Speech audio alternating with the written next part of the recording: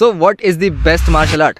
हम सबके मन में जब भी मार्शल आर्ट की जर्नी हम स्टार्ट करते हैं तो ये सवाल होता ही है कि ऐसा कौन सा मार्शल आर्ट चूज़ करूँ जो करने के बाद मुझे और कुछ करना ही ना पड़े।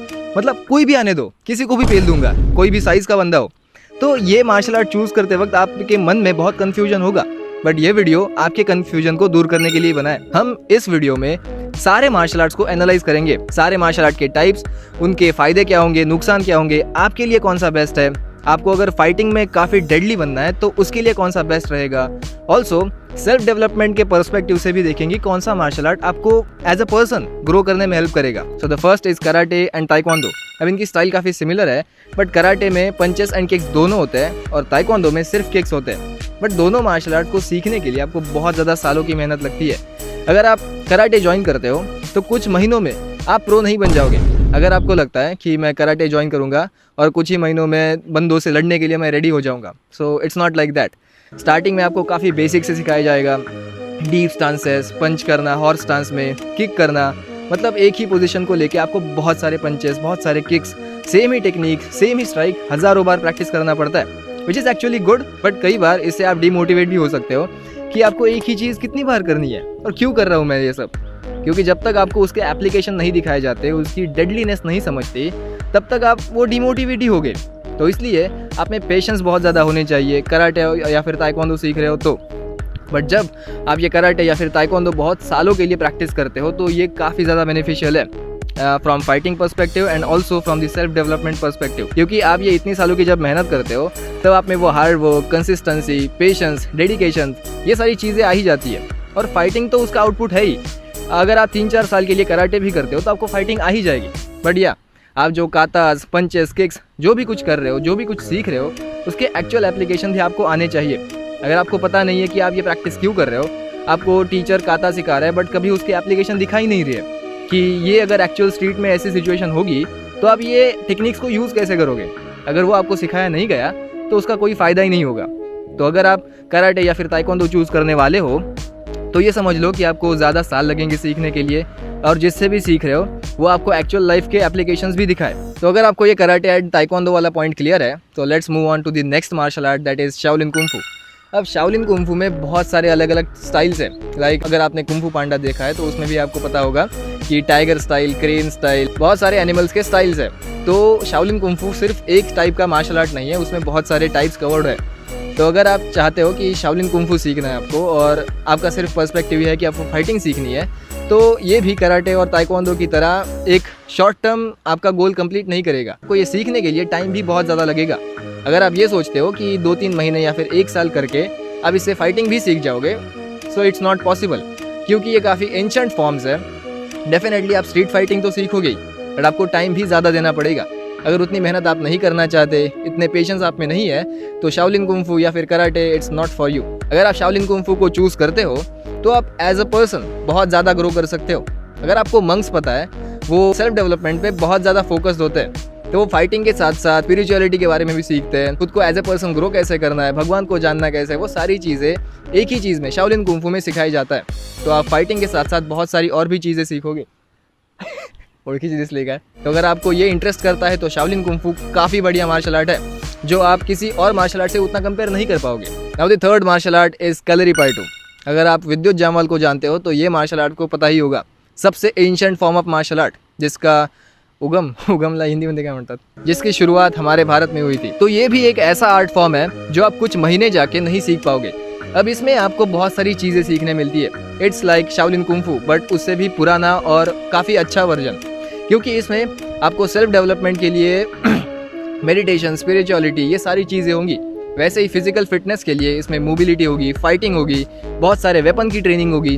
अब मैंने ये खुद सीखा नहीं है, बट मैंने बहुत सारे वीडियोज़ या फिर खुद की रिसर्च, खुद की नॉलेज की वजह से पता है कि कलरीपायट्टू में बहुत सारी चीज़ें सिखाई जाती है। लाइक ब्रीदिंग टेक्निक्स होती है, सेल्फ हीलिंग होती है, हम अपने ऑर्गन्स को भी हील कर सकते हैं जस्ट बाय ब्रीदिंग टेक्निक्स या फिर उनके जो भी कुछ एंशिएंट टेक्निक्स है उसकी मदद से। तो ये सारी चीज़ें आपको किसी भी और मार्शल आर्ट में नहीं मिलेगी। और जब भी आप ऐसे कोई भी ancient style like Kalaripayattu, Shaolin kung fu, karate ऐसी चीज़ें सीखते हो तो आप मॉडर्न स्टाइल्स जो है लाइक मिक्स मार्शल आर्ट्स वो सीखने के लिए आप इजीली रेडी हो जाते हो। Now the next one is boxing. जिन्हें भी फाइटिंग का बहुत शौक है वो उनमें ये बॉक्सिंग फेमस है। बट बॉक्सिंग में आपके सिर्फ पंचेस यूज़ किए जाते हैं। अब ये ट्रेडिशनल मार्शल आर्ट नहीं है, दिस इज़ स्पोर्ट जो एक्चुअल में फाइटिंग के लिए ही बना है। तो इसमें डेफिनेटली आप 2-3 महीने भी अगर बॉक्सिंग की ट्रेनिंग करोगे तो आपको पंचेस कैसे मारने हैं, उनसे बचना कैसे है, वो तो ऑटोमेटिकली आ ही जाएगा, क्योंकि प्योरली ये फाइटिंग के लिए ही बना है। अब इसमें बाकी सारी चीज़ें लाइक मेडिटेशन, मोबिलिटी, वो सारी चीज़ें इसमें इन्वॉल्व नहीं होगी उतनी। बट अगर आप अच्छे से ट्रेनिंग करते हो बहुत सालों के लिए तो डेफिनेटली आप जो ट्रेडिशनल मार्शल आर्ट्स में सिखाया जाता है वो क्वालिटीज़ आप में आ ही जाएंगी। बट उतने सालों की कंसिस्टेंट ट्रेनिंग भी होनी चाहिए। अगर आपका पर्पस सिर्फ प्योर फाइटिंग है तो आप कुछ महीनों में भी बॉक्सिंग क्लासेस ज्वाइन करके ये गोल हासिल कर सकते हो।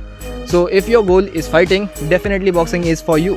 बट मुझे ऐसा लगता है कि बॉक्सिंग जब आप करते हो तो उसमें सिर्फ आप आपकी हेड मूवमेंट, फुटवर्क, पंचेस वही सीखते हो। मुझे ऐसा लगता है कि फाइटिंग में पंचेस यूज़ करने से अच्छा हम अपनी पूरी बॉडी को कैसे यूज़ करें, लाइक किक्स, ग्रैपलिंग, थ्रो, ये सारी चीज़ें हमें एक साथ आती हो तो काफ़ी बढ़िया है। तो अगर मुझसे पूछोगे तो मुझे बॉक्सिंग से अच्छा नेक्स्ट मार्शल आर्ट जो है मुआय थाई या फिर किक बॉक्सिंग वो ज़्यादा पसंद है, क्योंकि इस मार्शल आर्ट में आपको सिर्फ पंचेस नहीं बल्कि उसमें किक्स भी आती है, क्योंकि जो बॉक्सिंग में सीखोगे वो सारी चीज़ें इसमें होगी।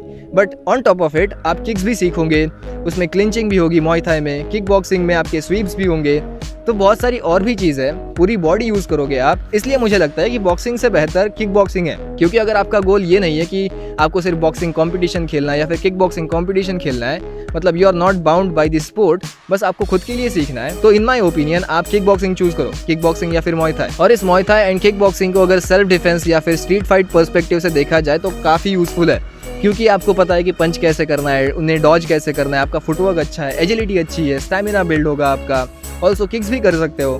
तो ये स्ट्रीट फाइट के लिए काफ़ी ज़्यादा बढ़िया है। बट इसका एक ड्रॉबैक जो बाकी मार्शल आर्ट्स में मिलता है, like wrestling, judo, Brazilian jiujitsu and aikido, जो हमारे नेक्स्ट मार्शल आर्ट का स्टाइल है, वो आपको ये किक बॉक्सिंग या फिर मुआय थाई में नहीं मिलेगा। बट जब आप ये रेसलिंग या फिर कोई भी ग्रैपलिंग वाला स्पोर्ट चूज़ करते हो तो स्ट्रीट फाइट में आई डोंट थिंक कि उतना ज़्यादा इफेक्टिव होगा, क्योंकि स्ट्रीट फाइट में आप नहीं चाहोगे कि किसी भी अननोन व्यक्ति के सामने ऐसे एकदम सामने जाके खड़े रहो, क्योंकि इट इज़ वेरी डेंजरस। शायद वो चाकू से मारने के लिए भी आ सकता है या फिर गन भी पॉइंट कर सकता है। तब आप अपने ग्रैपलिंग या फिर जूडो वाले स्किल्स आप यूज़ ना करना चाहो, जितना डिस्टेंस आप मेंटेन करो उतना अच्छा है। बट एक प्रोफेशनल रेसलिंग या फिर बीजेजे वाला बंदा, उसकी बॉडी को कैसे यूज़ करना है काफ़ी अच्छे से पता होता है। तो इतनी सालों की ट्रेनिंग के बाद शायद वो अपनी स्किल्स की वजह से उस सिचुएशन से बच भी जाए। बट इट्स नॉट आइडियल कि आप किसी भी व्यक्ति के सामने स्ट्रीट फाइट में इतने क्लोज फाइट करो। बट इसका एक अच्छा पॉइंट भी है कि जो बंदे अकीदो, रेसलिंग या फिर जुजुत्सु सीखते हैं, उन्हें सामने वाले की बॉडी को कंट्रोल करना काफ़ी अच्छी तरीके से आता है। सामने वाला बंदा अपने पैरों पे खड़ा ही नहीं रह सकता तो मारेगा कैसे? कि रेसलिंग में जो आपका स्टैमिना बिल्ड होगा, मसल एंड्योरेंस बिल्ड होगी, वो किसी और मार्शल आर्ट में वैसे नहीं होगी। तो डेफिनेटली ये रेसलिंग, ब्राज़ीलियन जिजुत्सु एंड अकीदो काफ़ी अच्छे मार्शल आर्ट है अगर आपको सीखना है और उतनी सालों की मेहनत आप कर सकते हो तो। And now the next one is MMA। ये काफ़ी फेमस है और आई डोंट थिंक कि मुझे इसे ज़्यादा एक्सप्लेन करने की ज़रूरत है। MMA में आपके पंचेस होंगे, किक्स होंगी, ग्रैपलिंग होगी, जो भी ग्राउंड गेम होगा, वो सारी चीज़ें एक ही मार्शल आर्ट स्टाइल में सब इन्वॉल्व होता है। बस इसमें ट्रेडिशनल मार्शल आर्ट वाला एंगल नहीं होगा। बट अगर आपका फोकस फाइटिंग पे है तो डेफिनेटली आप कुछ ही महीने इस MMA के क्लासेस ज्वाइन करके डेफिनेटली फाइटिंग सीख ही सकते हो। And now the last one is Jeet Kune Do. ये स्टाइल ब्रूस ली ने विंग चन, फेंसिंग और बॉक्सिंग, इन सारे मार्शल आर्ट्स को ऐसे जमा करके बनाई है। So this style is not bound by any particular style. Bruce Lee ने कहा था कि I don't believe in styles, मुझे जो अच्छी तरीके से आता है, जो ऑटोमेटिकली फ्लो होता है, वो मैं मार्शल आर्ट्स में यूज़ करूँगा फाइटिंग में। और उसने ऐसी स्टाइल डेवलप कर ली जो एक्चुअल स्ट्रीट फाइट में यूज़ की जा सकती है। ये काफ़ी डर्टी फाइटिंग पे बेस्ड है, लाइक इसमें फिंगर जैब्स यूज़ होते हैं, ग्रॉइन किक्स, बाइटिंग, सारी ऐसी डेडली चीज़ें जो आप स्ट्रीट फाइट में यूज़ डेफिनेटली कर सकते हो, जो रिंग फाइट में बैन होती है। तो जीत कुंदो काफ़ी इफेक्टिव मार्शल आर्ट है अगर आपको स्ट्रीट फाइट में या फिर सेल्फ डिफेंस में अच्छा बनना है। एंड ऑल्सो इसमें जो ट्रेडिशनल मार्शल आर्ट्स वाला फील है कि आपको बहुत सारी सेल्फ डेवलपमेंट, मेडिटेशन, स्पिरिचुअलिटी वाली चीज़ें सीखने मिलेंगी, वैसे ही अगर ब्रूस ली को आप फॉलो करते हो तो आपको पता ही होगा उसने जीत कुंदो में ऐसे ऐसे प्रिंसिपल्स, ऐसे ऐसे लाइफ लेसन शेयर किए हैं जो कि आपको एज अ पर्सन बहुत ज़्यादा ग्रो करते हैं। तो उसके लाइफ लेसन्स ना सिर्फ फाइटिंग में एप्लीकेबल नहीं है। तो अगर आपको खुद को एज अ पर्सन ग्रो करना है, मैच्योर बनना है, फाइटिंग को समझना है, सारी चीज़ें एक ही मार्शल आर्ट में आपको मिल जाएंगी। अगर आप ब्रूस ली को स्टडी करोगे तो भी आप बहुत कुछ चीज़ें सीख सकते हो। तो ये मार्शल आर्ट तो मेरा फेवरेट है, क्योंकि इसकी मेन फिलॉसफी यही है कि ये कोई पर्टिकुलर स्टाइल नहीं है।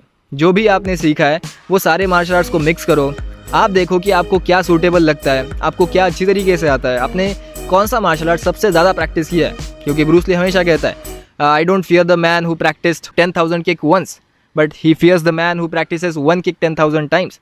इसका मतलब ये इंपॉर्टेंट नहीं है कि आपने कितने सारे मार्शल आर्ट सीखे, इंपॉर्टेंट ये है कि आपने ऐसा कौन सा मार्शल आर्ट बहुत सालों के लिए एक ही प्रैक्टिस किया है। तो अगर आपको कोई किसी मार्शल आर्ट से ऑलरेडी प्यार है, आपने किसी मार्शल आर्ट को ऑलरेडी प्रैक्टिस किया है, तो उसे अच्छा बनाने की कोशिश करो। ये मत सोचो कि मेरा मार्शल आर्ट अच्छा है या कोई और मार्शल आर्ट ढूंढने लग जाऊँ। भाई सारे मार्शल आर्ट्स अच्छे हैं, आपको बस उसे यूज़ करना आना चाहिए। तो अगर आप फिर भी यही सोच रहे हो कि कौन सा मार्शल आर्ट सबसे बेस्ट है, कौन सा सबसे डेडली है, मैं कौन सा सीखूं, तो ये कन्फ्यूजन अपने दिमाग से निकाल लो, जो आपको सबसे ज़्यादा कन्वीनियंट हो। अगर आपके आसपास कोई MMA के क्लासेस ही नहीं है तो आप MMA कैसे सीखोगे? तो उस टाइम ये बेटर रहेगा कि आप कोई कराटे क्लासेस ज्वाइन कर लो, वहाँ से स्टार्ट करो, यूट्यूब पे देखो, सारी अपनी रिसर्च करो कि आप कराटे को कैसे यूज़फुल बना सकते हो। आप खुद से भी कराटे सीखने के साथ साथ MMA के पंचेस किक्स कैसे करने होते हैं वो खुद से भी सीख सकते हो, क्योंकि काफ़ी सारी चीज़ें सिमिलर ही होती है। तो ऐसे मत सोचो कि कौन सा मार्शल आर्ट सबसे बेस्ट है, बल्कि ये सोचो कि जो भी मार्शल आर्ट आप कर रहे हो उसमें बेस्ट कैसे बनो। अब इतना सब सुनने के बाद अगर आपके मन में फिर भी कंफ्यूजन है कि हम सीखे कहाँ से, कैसे सीखे, सिस्टमैटिक वे कौन सा होगा सीखने का, तो इसका मेरे पास सोल्यूशन भी है। मैंने बेसिक से एकदम एक बिगिनर भी मार्शल आर्ट सीख सकता है, और सिर्फ मार्शल आर्ट मतलब फाइटिंग नहीं, उसमें मेडिटेशन, मोबिलिटी, स्ट्रेंथ, परफॉर्मेंस, ये सारी चीज़ें इंक्लूडेड है। 30 डेज का ये चैलेंज होता है जिसमें आप खुद को चैलेंज करते हो कि आप 30 दिन तक रोज़ प्रैक्टिस करोगे। हर एक दिन का आपको वीडियो मिलेगा, वो देखोगे, आप प्रैक्टिस करोगे, आपको खुद को एनालाइज करना होता है, मुझे अपडेट्स देने होते हैं कि आप कैसी प्रैक्टिस चल रही है वगैरह वगैरह। और उस 30 दिनों में हमारे लाइव सेशंस भी होते हैं, मैं उसकी लिंक नीचे डिस्क्रिप्शन में डाल दूंगा, आपको बस ज्वाइन करना होता है। और जब भी उसकी नेक्स्ट बैच खुलेगी मैं आपको वीडियोस में या फिर आपको ईमेल भी आ जाएगा अगर आप ज्वाइन करते हो। यही अगर आपको सोल्यूशन चाहिए तो आप ज्वाइन कर सकते हो, and we will see you in the next video.